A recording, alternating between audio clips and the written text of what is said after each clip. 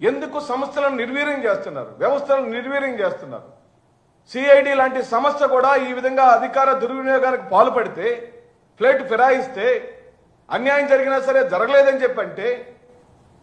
ఇది ఏమాత్రం సమంజసం కాదని సుమారుగా 1000 కోట్ల రూపాయలకు సంబంధించిన రామోజీ సంస్థకు సంబంధించిన చిట్ ఫండ్స్కి సంబంధించిన మార్గదర్శి చిట్ ఫండ్స్కి సంబంధించిన డబ్బులను ప్రభుత్వం జప్తు చేస్తే ఆ జప్తుని ఈ రోజున మనం విడిపించేశాం. బ్రహ్మాండంగా అధికార దుర్వినియోగం చేసేసాం. అంటే ప్రజలు ఏమైనా కానివ్వండి, ప్రజల చందాలు ఎటన్నా పోనివ్వండి,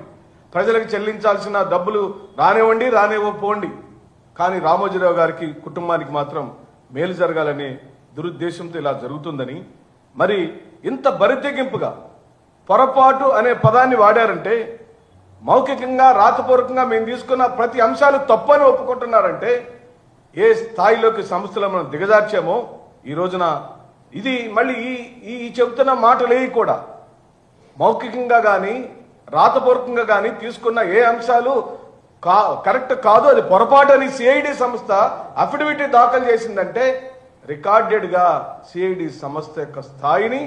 వాళ్ళ క్రెడిబిలిటీని తగ్గించుకున్నారని ఈ సందర్భంగా నేను మనవి చేస్తున్నాను.